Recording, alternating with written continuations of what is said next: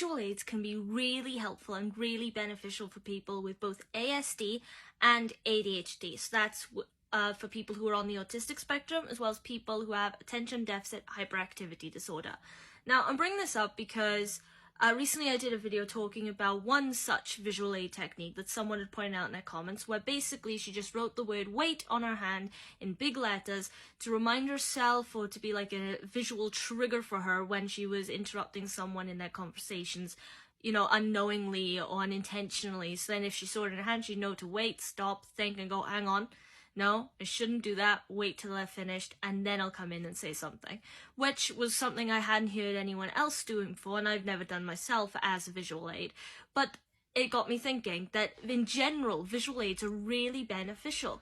The reason for that is because visual aids often sort of reduce stress and anxiety and unpredictability for people with ASD and ADHD. In other words, it's like a clear instruction or a clear structure that they can physically see that then helps them in that reducing anxiety and reducing stress, and having a clear idea of where it is they're going throughout their day or their week or their year, or however it is that they tend to structure it. A lot of the time people will talk about, doctors as well, will talk about routines being really helpful for people with ADHD and ASD. The reason for that is because they are visual aids. So I think the best way for me to describe it is just to point out a few of my own. So one such visual aid that I've used is back in my comp days, so when I was in my comprehensive school, and we had our planners, so what lessons we had every day. I couldn't remember off the top of my head what lesson I had, on what day, at what time, and what room, because we had different teachers in different rooms sometimes for the same lesson.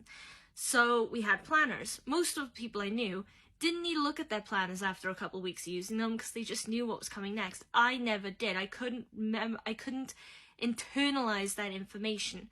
But what I did do is I got my planner out and I coloured in each square for each lesson. So maths was yellow, English was red, geography was green, those kinds of things. And each lesson had its own colour, and I could remember the colours but not the lessons. But because I associate the colours with the lessons, sometimes I could remember what lesson I would have next on certain days. But that's what I'm saying, because colours are a visual aid. Some people with ASD or ADHD, if they're using colour, like colour coding for routines or schedules or task progression on charts and things, may use it really simple or very few colours, like red, green, yellow, right? To represent different problems or different things they have to do, or levels of severity. Like if there was a task they really need to do and really badly need to get done desperately, like it was super important, it might be red. And if it's something that's not that important, more of a personal thing, it'll be, I don't know, green.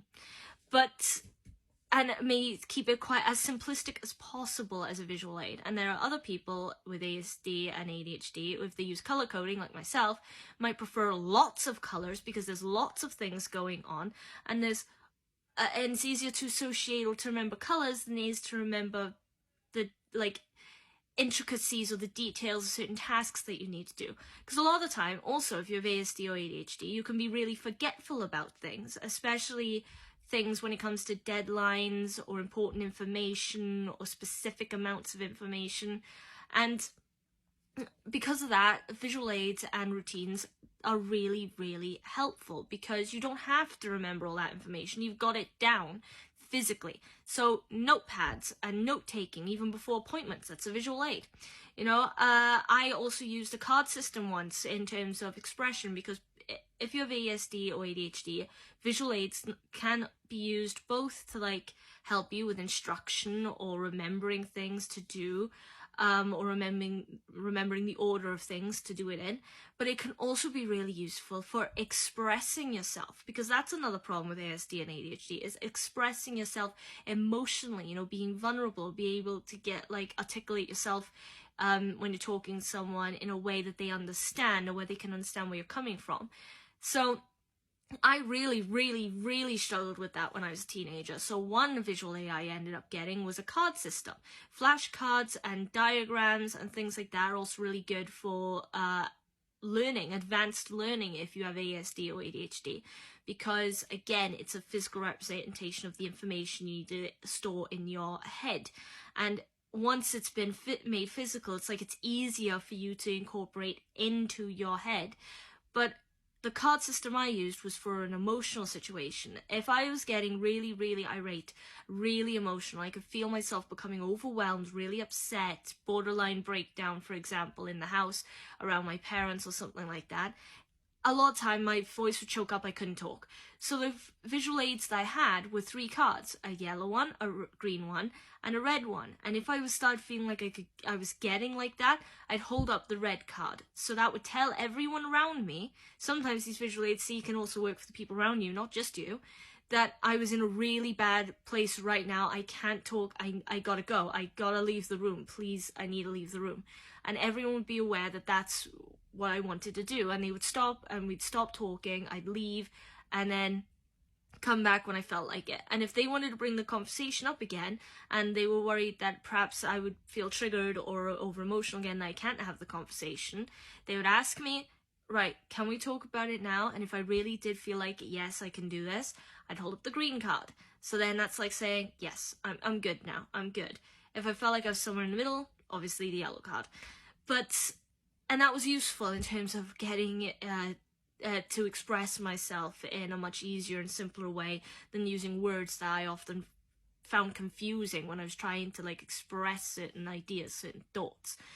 But see, now that's what I mean. That's why visual aids are just really, really useful. But of course, it really depends what kind of visual aids you use on the individual, on your preferences, for example. Because if you use visual aids that you just think are useful or make sense to most people, it might not work for you. You've got to really lean into things that work best for you, like shape or association or image association with certain words or phrases or tasks, like stickers and things. It depends on you as the person, what works best, what your tastes are, what your preferences are. Like I said, do you prefer it simple, 3 primary colours, or lots of colours? That kind of thing. So anyway, that's all I want to say in this video. If you like the video, please follow me here on TikTok. Otherwise, put any thoughts, opinions, or questions or requests in the comments section. Also, subscribe to the YouTube channel if you're interested and repost the video. That's all I got. So hopefully I'll see you in the next video. Till then, enjoy your day. Bye!